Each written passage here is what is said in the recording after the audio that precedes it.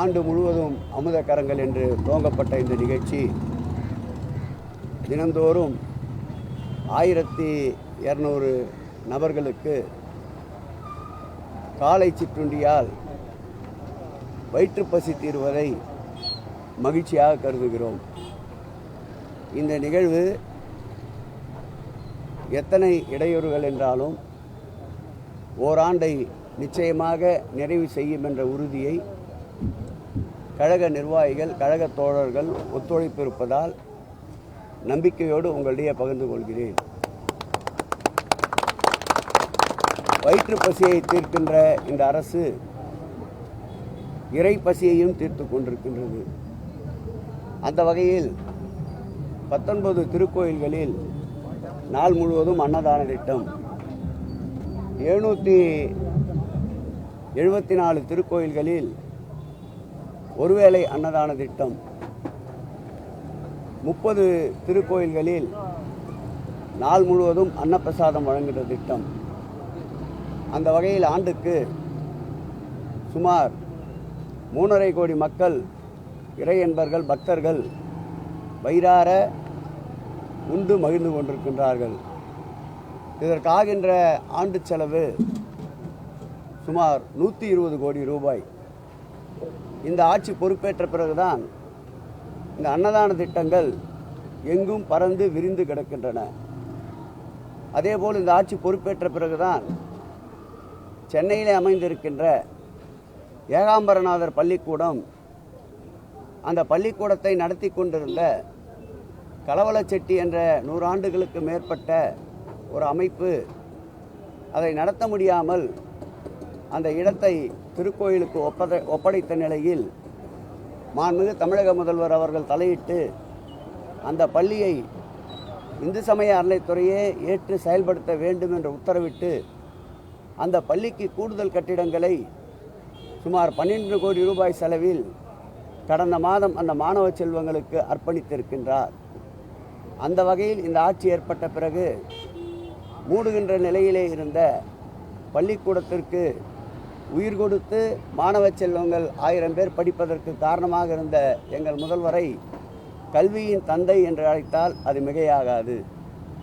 அந்த வகையில்தான் இந்த ஆட்சி பொறுப்பேற்ற பிறகு கிட்டத்தட்ட 132 கோடி ரூபாய் செலவில் இந்து சமய அறநிலைத்துறை சார்பில் செயல்பட்டு கொண்டிருக்கின்ற 25 பள்ளிகள், ஒரு பாலிடெக்னிக் கல்லூரி, 9 கலை மற்றும் அறிவியல் கல்லூரிகள், இவைகளில் பயிலுகின்ற சுமார் 22,450 மாணவர்களுக்கு தேவையான கூடுதல் வகுப்பறைகள், ஆய்வரங்கங்கள், நூலகங்கள் என்று மாண்புமிகு தமிழக முதல்வர் பொறுப்பேற்றதற்கு பிறகு 132 கோடி ரூபாய் செலவில் கூடுதலான கட்டமைப்புகளை மாண்புமிகு தமிழக முதல்வர் அவர்கள் உருவாக்கி தந்திருக்கின்றார்கள். அந்த வகையிலே இந்த ஆட்சி பொறுப்பேற்ற பிறகு இந்து சமய அறநிலைத்துறை சார்பில் 10 கல்லூரிகள் திறக்கப்படும் என்று அறிவித்திருந்தோம். அந்த 10 கல்லூரிகளில் பற்பல தடைகளை மீறி நீதிமன்றத்தினுடைய நெடிய போராட்டத்திற்கு பிறகு 4 கல்லூரிகளை மாண்புமிகு தமிழக முதல்வர் அவர்கள் செயல்பாட்டிற்கு கொண்டு வந்திருக்கின்றார்கள். அந்த 4 கல்லூரிகளில் இன்றைய தினம் பயிலுகின்ற மாணவருடைய எண்ணிக்கை 2500 தாண்டி இருக்கின்றது. இந்த 2500 பேரும் சூழல் எப்படி இருக்கிறது என்று கேட்டால், வறுமை கோட்டிற்கு கீழே இருக்கின்ற மக்கள்தான் மிக அதிக அளவிற்கு இந்த கல்லூரியிலே பயன்பெற்று வருகின்றார்கள். அந்த வகையில் மென்மேலும் கல்லூரிகள் வேண்டும் என்று பற்பல சட்டமன்ற உறுப்பினர்கள் கோரிக்கை வைத்த நிலையில் நேற்றைக்கு அதிமேதாவித்தனமாக நேற்றைக்கு முன்தினம் தமிழகத்தினுடைய எதிர்க்கட்சி தலைவர் அரிய பல சொற்களை, சரித்திரத்தில் இடம்பெறுகின்ற அளவிற்கு சொற்களை உதிர்த்திருக்கின்றார். இந்த ஆட்சியில் கலைக்கல்லூரிகளை அரசின் சார்பிலே துவங்கப்பட வேண்டியது தானே என்று. ஆம், இந்த ஆட்சியில் அரசின் சார்பிலே கலைக்கல்லூரிகளை துவக்கி இருக்கின்றோம். 41 அரசு கலை மற்றும் அறிவியல் கல்லூரிகளை துவக்கிய அரசு இந்த அரசு என்பதை இந்த நேரத்தில் பெருமிதத்தோடு தெரிவித்துக் கொள்கிறோம். மாண்புமிகு தமிழக முதல்வர் அவர்களை பொறுத்தளவில் இந்து சமய அறநிலையத்துறையில் அறப்பணியே என்னவென்றால் பசிப்பினி போக்கும் அன்னதானம் முதல் பணி, இந்து சமய அறத்துடைய அறப்பணி. அதை முழுமையாக இந்த ஆட்சி நிறைவேற்றி கொண்டிருக்கின்றது. அடுத்த பணி அறியாமை நீக்கும் கல்விப்பணி. அந்த கல்விப்பணியையும் இந்த ஆட்சி செம்மையோடு செழுமையோடு நடத்தி கொண்டிருக்கின்றது. அடுத்து என்னவென்றால் உடற்பிணி நீக்கும் மருத்துவம். இந்த ஆட்சி பொறுப்பேற்ற பிறகுதான் 16 திருக்கோயில்களில் மருத்துவமனையை கொண்டு வந்திருக்கின்றோம். பசிப்பிணி, அறிவுப்பிணி, அடுத்தது உடல்பிணி.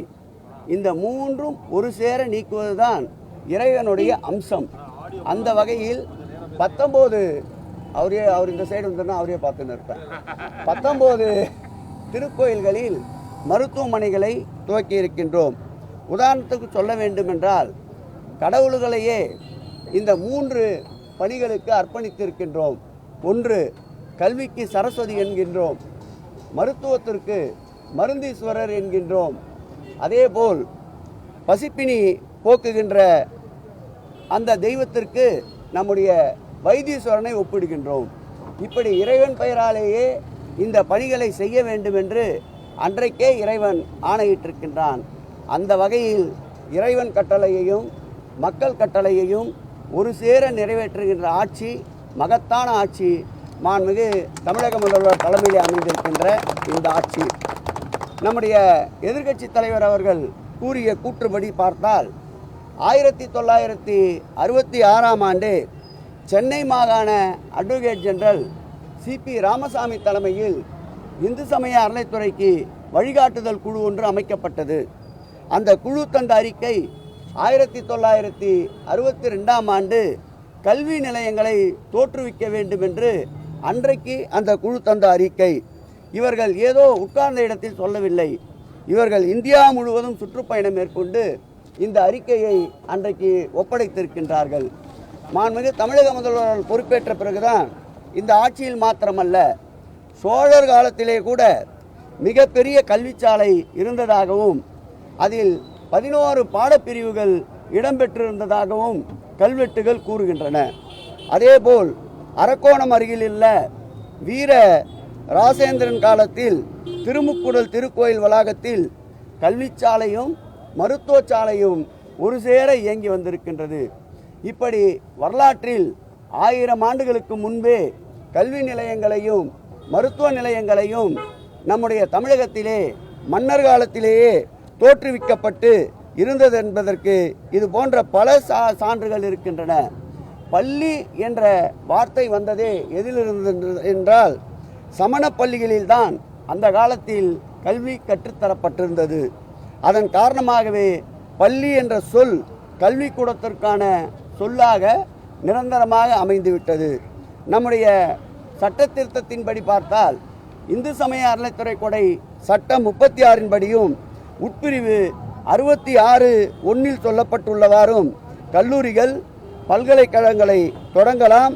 இதில் தத்துவம், கோயில் கட்டடக்கலை போன்ற பிரிவுகளை உள்ளடக்கி கல்லூரிகளை தொடங்கலாம் என்று இந்து சமய அறநிலையத்துடைய சட்டமே சொல்லுகின்றது. அந்த வகையில்தான் இந்த ஆட்சி ஏற்பட்ட பிறகு 4 கல்லூரிகளை புதிதாக மாண்புமிகு தமிழக முதல்வர் அவர்கள் தொடங்கி இருக்கின்றார்கள்.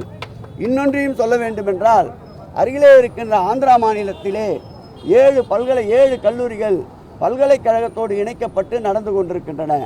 அருகிலே இருக்கின்ற கேரளா மாநிலம் குருவாயூரிலே 3 கல்லூரிகள் அந்த திருக்கோயில் சார்பிலே நடத்தப்பட்டு வருகின்றன. இந்த நிலையில் இந்த ஆட்சியை குறை சொல்ல வேண்டும் என்பதற்காக, எதுவும் இந்த ஆட்சியின் மீது அவதூறு கற்பிக்க முடியவில்லை என்பதற்காக புதிதாக சேரப்போகின்ற சங்கிகளின் கூடாரம் மகிழ்ச்சி அடைய வேண்டும் என்பதற்காக நேற்றைய முன்தினம் நம்முடைய எதிர்க்கட்சி தலைவர் அவர்கள் பல பொன்னான வார்த்தைகளை உதிர்த்திருக்கின்றார். அவரை நான் கேட்டுக்கொள்ள விரும்புவதெல்லாம், நேற்றைக்கு முன்தினம் அவர் கோயம்புத்தூரிலே பேசுகின்ற பொழுது அவருடைய அருகாமையிலே அம்மன் அர்ஜுனன் என்று ஒரு சட்டப்பேரவை உறுப்பினர் நின்று கொண்டிருந்தார். அவர் இதே சட்டமன்றத்தில் கடந்த ஆண்டு சட்டமன்ற கூட்டத்தொடர் நடைபெறுகின்ற பொழுது அவர் மாவட்டத்திற்கு மருதமலை திருக்கோயிலை சார்ந்த இடத்திற்கு நாங்கள் ஒரு ஐடிஐ பொறியியல் கல்லூரி வேண்டும் என்று கோரிக்கை வைத்தார். அந்த கோரிக்கையை ஏற்று இந்த ஆண்டு நம்முடைய மானிய கோரிக்கையிலே மருதமலை திருக்கோயிலின் சார்பாக ஐடிஐ பள்ளி தொடங்கப்படும் என்று அறிவித்திருந்தோம். அதோடு மட்டுமல்லாமல் கடந்த சட்டப்பேரவை கூட்டத்தொடரில் அவர்கள் கட்சியை சார்ந்த ராஜன் செல்லப்பா இந்த ஆட்சிக்கு தங்களுடைய பகுதிக்கு பொறியியல் கல்லூரி வேண்டும் என்று விண்ணப்பித்திருக்கின்றார். அதேபோல் புல்லான் எனப்படுகின்ற அவருடைய கட்சியை சார்ந்த சட்டப்பேரவை உறுப்பினர் பொறியியல் கல்லூரி வேண்டும் என்று கோரிக்கை வைத்திருக்கின்றார். இறந்துவிட்ட அமரராகிவிட்ட அமுல் கந்தசாமி அவர்கள் கல்லூரி வேண்டும் மாசாணியம்மன் திருக்கோயில் சார்பிலே என்று கோரிக்கை வைத்திருக்கின்றார். அதேபோல் சுந்தரராஜ உயர்நிலைப் பள்ளியை மேல்நிலைப் பள்ளியாக உயர்த்த வேண்டும் என்றும் பெரிய புல்லான் கோரிக்கை வைத்திருக்கின்றார். ஏன் திமுக மட்டுமல்ல, அதிமுக மட்டுமல்ல, கம்யூனிஸ்ட் இயக்கத்தை சார்ந்த நண்பர் மாரிமுத்து திருத்துறைப்பூண்டி சட்டப்பேரவை உறுப்பினரும் கோரிக்கை வைத்திருக்கின்றார். அதேபோல் சீர்காழி சட்டப்பேரவை உறுப்பினர் திராவிட முன்னேற்ற கழகத்தை சார்ந்த சட்டப்பேரவை உறுப்பினரும் கோரிக்கை வைத்திருக்கின்றார். இப்படி கோரிக்கை வைக்காத சட்டப்பேரவை உறுப்பினர்களே இல்லை. இவை மாத்திரமல்ல, கடந்த ஆட்சி காலத்தில் நம்முடைய இன்றைக்கு கல்லூரிகள் எப்படி கோயில் நிதியிலே நடத்தலாம் என்று கேட்கின்ற எடப்பாடி பழனிசாமி அவர்களும் அவருடைய தலைவர் அன்பிற்கினிய முன்னாள் முதலமைச்சர் அம்மையார் அவர்கள் கூட இதே இடத்தில் 2014 அருள்மிகு பழனி ஆண்டவர் தொழில்நுட்ப கல்லூரி வளாகத்தில் சுமார் 10 கோடி மதிப்பில் கூடுதல் கட்டங்களை 1/3/2016 அன்று திறந்து வைத்திருக்கின்றார். அதேபோல் முன்னாள் முதலமைச்சர் அவர்கள் 1/3/2016 ஆண்டு பழனி ஆண்டவர் தொழில்நுட்ப கல்லூரி வளாகத்தில் வகுப்பறைகளை திறந்து வைத்திருக்கின்றார். அதேபோல் 1/3/16 அன்று திருக்கோயில் உள்ள கல்லூரி வளாகத்தில் பகுதி 3 வகுப்பறைகளை திறந்து வைத்திருக்கின்றார். இப்படி எண்ணற்ற திறப்பு விழாக்கள் பள்ளி கல்லூரிக்காக அவர்கள் ஆட்சி காலத்திலேயே திறந்து வைக்கப்பட்டிருக்கின்றன.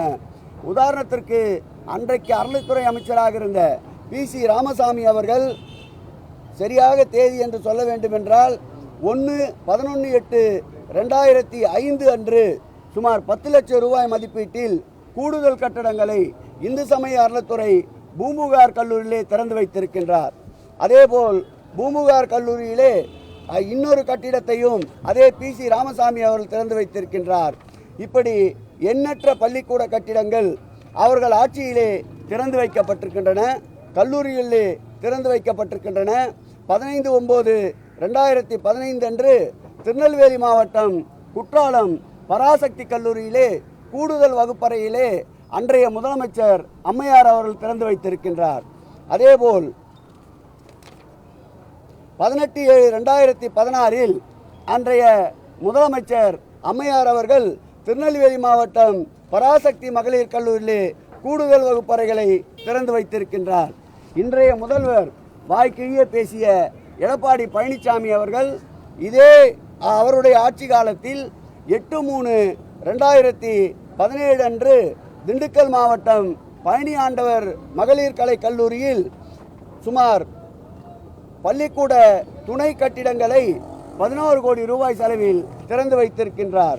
2017 ஆண்டு கிட்டத்தட்ட 4 இடங்களில் இது போன்ற பணிகளை அவர் மேற்கொண்டு திறந்து வைத்திருக்கின்றார். சுமார் 95 லட்சம் ரூபாய் செலவில் 2018 ஆண்டு 15/4/2018 ஆண்டு கன்னியாகுமரி அருள்மிகு தேவி குமாரி அம்மன் பள்ளிக்கூட வளாகத்திலே கல்லூரிகளை திறந்து வைத்திருக்கின்றார். இந்த ஆட்சி பொறுப்பேற்ற பிறகு 4 கல்லூரிகளை திறந்திருக்கின்றோம். ஆனால் கடந்த காலங்களில் 1962 ஆண்டு CP ராமசாமி அவர்கள் முதல் கல்லூரியை திறந்து வைத்திருக்கின்றார். அவரை தொடர்ந்து காமராஜர், அவரை தொடர்ந்து பக்தவச்சலம், அவரை தொடர்ந்து நினைவில் வாழும் முத்தமிழறிஞர் கலைஞர் போன்றோர் காலங்களில் எண்ணற்ற கல்லூரிகள் பள்ளிகள் திறந்து வைக்கப்பட்டிருக்கின்றன. 1963 ஆண்டு பழனி கல்லூரியை நம்முடைய பக்தவச்சலம் அவர்கள் முன்னாள் முதல்வர் திறந்து வைத்திருக்கின்றார்.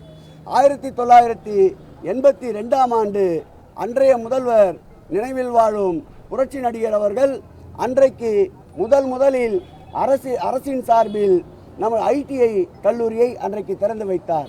அதன் பிறகு பெண்களுக்கென்று ஐடிஐ கல்லூரியை அவரே திறந்து வைக்கின்றார். இவையெல்லாம் ஒருங்கிணைந்து நம்முடைய முன்னாள் முதல்வர் அவர்கள் அம்மையார் அவர்கள் பழனி ஆண்டவர்களே மகளிர் கலைக்கல்லூரியை அவரே திறந்து வைத்திருக்கின்றார். இப்படி வரலாறு தெரியாமல் இப்போது சேர்ந்திருக்கின்ற சங்கிகள் எந்த கோரிக்கையை வைக்கிறார்களோ, இந்து சமய அறநிலைத்துறை தமிழகத்தினுடைய கட்டுப்பாட்டிலிருந்து திருக்கோயிலிருந்து வெளியேற வேண்டும் என்று அவர்கள் வைக்கின்ற கோரிக்கைகளை இவரும் பாரதிய ஜனதாவின் ஊதுகுழலாக இருந்து நேற்றைக்கு முன்தினம் கோயம்புத்தூரில் நடைபெற்ற அவருடைய பரப்புரை கூட்டத்திலே பேசியது வன்மையாக கண்டிக்கத்தக்கது. கல்வி என்பது மக்களுக்கு இன்றியமையாதது. ஒருவனுடைய வாழ்க்கையையும் அவனுடைய வாழ்க்கை பாதையையும் மாற்றுவது கல்வி. அந்த கல்வியை வேண்டாம் என்று சொல்கிறவர் எப்படிப்பட்ட கல்நெஞ்சக்காரராக இருக்க வேண்டும்? இந்த ஆட்சியில் தோற்றுவிக்கப்பட்ட 4 கல்லூரிகள், ஒரு பள்ளிகள் முதல்வருடைய பெருமைக்கு சான்றாக இருப்பதால் தொடர் நடவடிக்கையை முட்டுக்கட்டை போடுவதற்காக எடப்பாடி பழனிசாமி போன்றவர்கள் திட்டமிட்டு தமிழகத்திலே இந்த விஷ விதைகளை பரப்பி வருகின்றார். இவை ஒரு நாளும் எடுபடாது. மக்கள் மிகவும் தெளிவாக இருக்கின்றார்கள். தகுந்த பாடத்தை 2026 சட்டமன்ற தேர்தலிலே அவர்களுக்கு பரிசாக அளிப்பார்கள்.